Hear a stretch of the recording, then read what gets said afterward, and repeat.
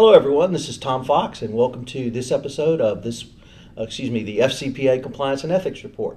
Today, I'm extraordinarily thrilled, lucky, and happy to have Matt Kelly, the publisher and editor of Compliance Week, with me. We are both attending the SCCE Annual Compliance and Ethics Institute here in Washington, and Matt has agreed to sit down with me, visit with us, and share some pretty exciting news about some upcoming events that Compliance Week has. If you don't know, Compliance Week is one of the great resources to the compliance practitioner for myself in the anti-corruption space, certainly, but it has a much broader remit. The publication has a much broader remit, and all of their online resources have a much broader remit. If you're in compliance in any way at all, you need to take a look at Compliance Week. The magazine is a great resource, but their online services are first rate, and they have what I think is the best conference annually in the compliance space. It certainly covers more than anti-corruption, accounting, internal controls, various other issues. They always have a very topical speaker from areas outside traditional, certainly anti-corruption compliance. Barney Frank, we had a general from Canada last summer who I thought was just excellent. And but what I really wanted to visit with you, Matt, is you've got some pretty exciting upcoming events yourself from Compliance Week. We do. The first is an event in Europe, and the second is your West Coast event. So if I could ask you, first of all, tell us about the Europe event, what it's going to be like, how it may differ from Compliance Week for those of us who have been to the DC event. Sure. Well, Compliance Week Europe starts in less than a week now. It's on Monday, October 14 and Tuesday, October 15, and it's in Brussels. And any Europeans who are still looking to attend something, if they're free next week, they can always check out our website and register for the conference. The Europe event in substance is going to be a lot like the annual Compliance Week conference in the United States. It will be smaller in terms of size, probably only about 120, 130 people, as opposed to 450 or 500 in the U.S. And it will only be 1.5 days as opposed to 2.5 days, which we do in the U.S. Now, still, we're very excited because we have never done a conference in Europe before. This is our first effort, so we still very much declare this victory that we've got 130 compliance professionals attending. They will be from all over Europe and the United Kingdom, and I think even a few from America and Africa, if I remember correct. What we will be talking about is issues such as, still, how you run a compliance department, which is always the through line for our conference sessions in the U.S., but at the end of the day, you still have those same sort of challenges of running a department if you're a compliance professional in Europe. We will have some keynote speakers from the European Commission. We will have a keynote debate, actually, about anti-corruption that will feature a woman from the Basel Institute along with the heads of compliance from Vodafone and Deutsche Post, talking about how businesses really can try and push their anti-corruption programs to the natural limits of what they can do. And there are some complexities about modern business that you cannot oversee every single third party in every country every moment of the day. But how far can you go for a really good, effective anti-corruption program? We will have some discussion of data privacy rules, which actually I'm interested in that because it is very clear that the European audience and European regulators have starkly different perspectives on data privacy than the United States and U.S. regulators. And in particular, we have one keynote speaker who is head of the European Union's Data Protection Authority, who made it quite clear he would like to talk about some of the NSA spying and electronic intercepts that have been in the news this summer and fall. And the data privacy really is one where compliance executives at a global company, you are probably dealing with both jurisdictions, and those two jurisdictions have markedly different attitudes about what is or is not appropriate handling of data, both from the government and from the business side. Compliance executives are stuck on both horns of that, so how do you get through it? So those are some of the issues that will be on our European conference. Will the conference have the smaller conversations that seem to be very popular in the DC event? It will, yes. We will have some workshops that are spin-offs of the larger panel sessions that we usually do, And then we will also have some workshops that are independent and acting alone. There's still going to be roughly 12 to 15 people, very informal, off the record. But they will be about issues like how to do business in various parts of the world. I've noticed that seems to be an even more pressing problem for European compliance officers because they, if they're working at a large global company, they usually structure their compliance team as somebody for Europe and Africa and Middle East, as if you can just tack on two gigantic swaths of the world as an afterthought. But those issues of how you actually do work in emerging markets that are physically much closer to home for Europe than they are to America, those will be another big part of what we're doing with all of the sessions and the workshops in particular. One of the things that I've found advantageous in the DC conference is the sponsors. Mm-hmm. And having the sponsors available, obviously they are there to market, but they also are there to provide information. We have sponsors there that people can talk to and visit with? We will, yeah. We have sponsors such as PwC, their leader in France. She'll be speaking on the COSO framework of internal controls that was relaunched last year. And she helped write the COSO framework's presentation and documentation for European audiences. It's a woman named Catherine Jordan, and she's PwC in France. We will have LRN and Navex both, two very big software players in issues like training and policy management. They'll be sponsors there. We will have Trustee, which does a lot of data privacy issues. And I think we've got SAI Global and perhaps one or two others. But yeah, we will have plenty of sponsors who've given us a lot of help in getting the agenda up and running. Great. And how about Compliance Week West this year? So the West Coast Conference will be in November 14 and 15, which is a Thursday and Friday, and that will be in Menlo Park in Silicon Valley. So Compliance Week West, what we really do there now is bore down on those data privacy and data management issues that will likely come to, I think, consume compliance officers by 2020, 2024. Thursday will be mostly about emerging issues in data privacy, such as how you recover from a data breach, how you build a strong privacy function. We'll have a keynoter who is the Special Assistant Attorney General for California, who is in charge of the state's privacy protection efforts. And Kamala Harris, who's the Attorney General in California, has been very outspoken that she plans to enforce privacy rules vigorously.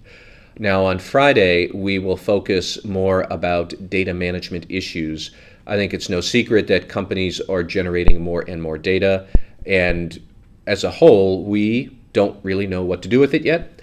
A lot of people know that there are probably risks hidden in their data, and if they could find the right pieces of data and pull them all out in the right way, you'd get some profound new insights into even things such as better sales, better marketing, but also where your corruption risks are, where your business continuity risks might be. So how do you manage those big data threats? That's going to be on our Friday lineup. We'll have a couple of speakers talking about big data that they use for better risk management.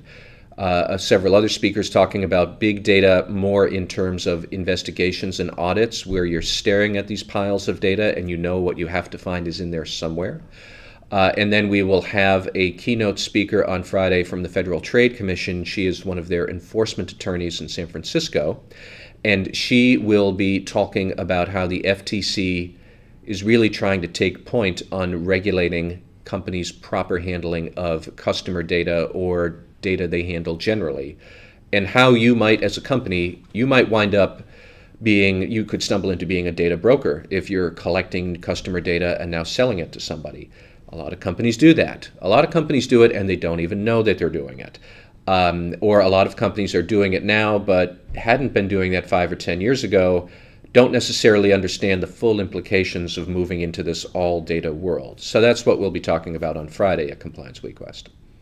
It sounds like this is not really connect the dots theory. This is perhaps a broader problem that we don't even know what we have, and we may not know what we're doing with it. I don't think we do, no. I think that especially for businesses with a heavy online presence, say an online retailer or somebody who interacts with customers quite a bit. They have complex websites that have third parties doing all sorts of business on those websites. Compliance Week has that. We host ads for other people. Those ads can be very sophisticated and interactive behind the scenes. They can be tracking people's behavior patterns. What are people doing with this data they're collecting, either through your company or through your website as some sort of third-party relationship? A lot of companies don't yet fully know that, or even if you do know what data you're collecting, it is not necessarily clear what the ethics yet are around that. Google, with all of its location and mapping data, for example, Google is a wonderful service. Clearly, we should have it. Not many people have a strong grasp of what's the proper handling of location data to track where people are.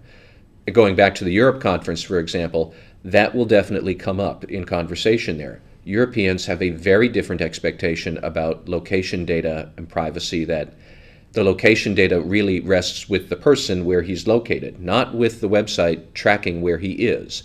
In the United States, we tend to take a different view, and I personally think we still have a lot of road in front of us to figure out what are the rules of the road, so to speak, for these new emerging types of data. Social media, location services, any sort of new issues that probably we haven't even thought of yet, but we know that those are going to be bedeviling companies and compliance officers for a long time to come.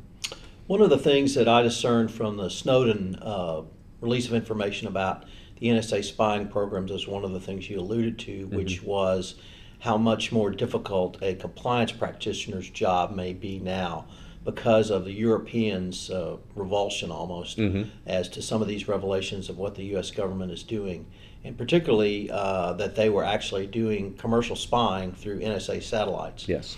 And I'm concerned that the EU or the individual countries in the European Union or other countries may put such restrictions on data that people like myself who are trying to get what we would consider relatively benign employment data out of a country into the United States will not be able to do so, and indeed it will be illegal. Is that one of the challenges that you see? I think so. I mean, we should all be honest that what the NSA was doing, probably number one, was for the best interest of protecting the country, but probably number two was not necessarily fully necessary for every single piece of data that they collected. They were just casting a very wide net, and that has left a sour taste in a lot of people's mouths. Now, I think in the United States, from the polls I've seen, not a lot of us are terribly concerned about it. I can't say I like it, but I'm not losing sleep over it, and I think a lot of Americans are probably in somewhere in that same sort of ballpark.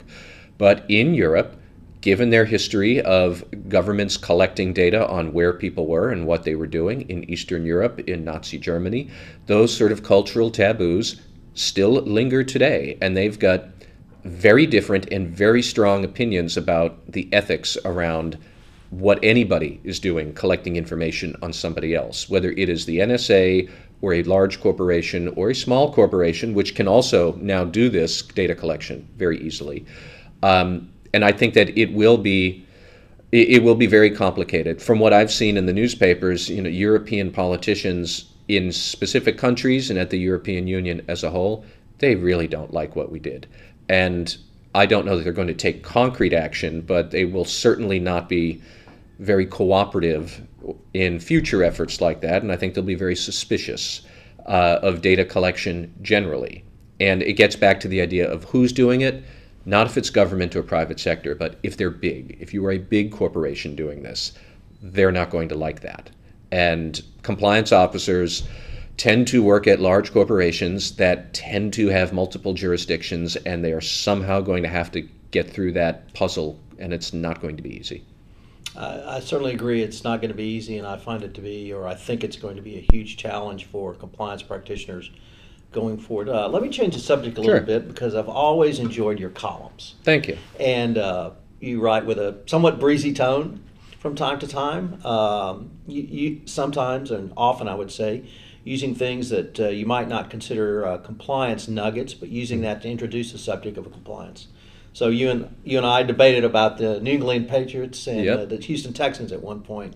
and you use that as a touchstone to move into a compliance topic. So could you tell us a little bit about the column, the types of things you write about, or generally how you go about that? Well, I try to write it once a week. I don't necessarily succeed, but most weeks on our Tuesday newsletter, you'll see my picture there in my column.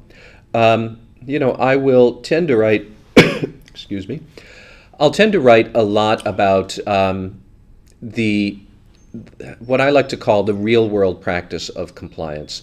We could talk about a regulation that is pending at the SEC or a law coming out of Congress, and you can go down some usual political lines about is this good or is this bad. Other people do that already. I'm thinking more in terms of how does a compliance officer do their job every day?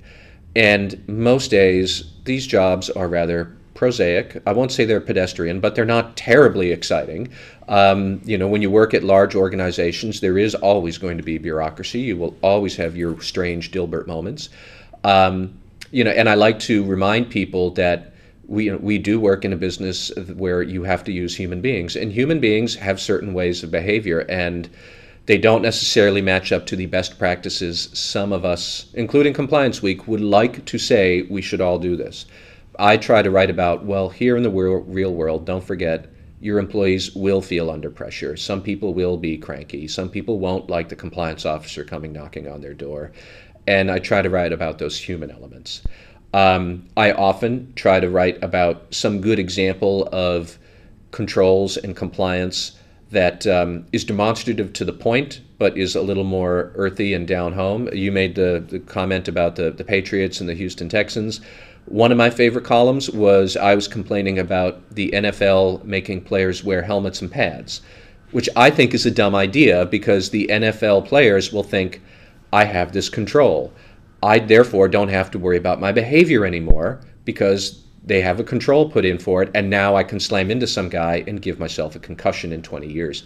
It is the same sort of dynamic that if we got rid of the control, which would be the pads, you would change their behavior, which would be I should play more cautiously. That's a question of ethics versus controls and compliance. And I really like coming up with examples like that. And I actually did have a woman write into me after that column. She had convinced her son to play rugby for much the same sort of reason. And they don't wear pads in rugby, and they don't have these injury problems. But she was really pleased that she had seen me put that in a sort of a very nuts and bolts risk compliance and controls context. That's the sort of stuff I like to do. I like to keep it light and fun.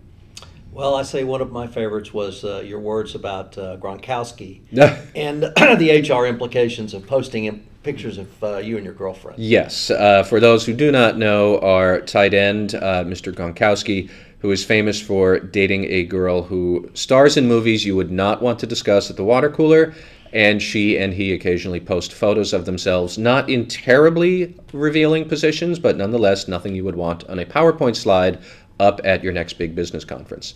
There's funny little quirks like that you try and inject a dose of levity and humanity into what we're doing. One of the things I've really enjoyed and been impressed with about Compliance Week, and one of the initiatives that you seem to be involved with, is the roundtables you do at the various locations, or Yes. certainly around the United States. Could you tell our audience a little bit about the roundtables? Sure. Those are actually the most fun part of my job. They are typically 2-hour discussions in various cities around the U.S. We'll get 12 to 14 compliance executives, and we will talk about issue X.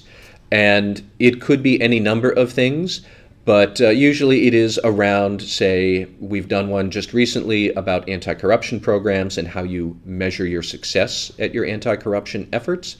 We've done them on accounting rules and the proliferation of disclosures that people have to make. We've done them on ethics education. We're doing one later on this December about the importance of investing in corporate culture as a top-level control, regardless of your compliance program, and how minutia that can get in many highly regulated industries. How much do you focus on things like just simple corporate culture and what our values are? So those are some of the topics. It is open to any compliance executive who is working in some sort of in-house capacity at a corporation. It, in fact, does not even have to be a corporation. Some of our best compliance contributors are people who work at large hospitals or nonprofits or educational institutions. We have about 10 or 11 of them each year. We have started holding them overseas now in Europe, and it was interesting to hear those different perspectives. But we typically have some sponsor who will be sort of the co-host, but we really try and make it's off the record. There's no formal presentations. It's much more 12 people having a sort of a bull session or a graduate level seminar about ethics and compliance challenges, and them sharing their own triumphs and mistakes with each other to help get a good common framework of best practices going. Well, it seems to be very well received and a great service to the compliance community. Thank you. Matt, we're at the end of our time. I think one of the things I forgot to ask you is if someone wants to get information about either of these upcoming conferences, where would they go? Sure. You can go to our website. I know that there are various ads for our conferences right now on the site, but the address is conference.complianceweek.com. That takes you to our master page with Compliance Week 2014, which will be next May, the Europe Conference, and then the West Coast Conference. And there are different tabs for all three, and they can investigate there. We have registration open, actually, for all three. And, in fact, we don't have much news about the 2014 Compliance Conference yet, but that registration is open for early bird registrations, and we'll have more about next year's conference coming within the next couple of weeks. But Europe and West, they're right upon us, and everybody is welcome to register and go if they'd like. Matt, I'd really like to thank you. This has been probably more fun for me than it has been for you, but thanks a lot. Thank you, Tom. I appreciate it. All right.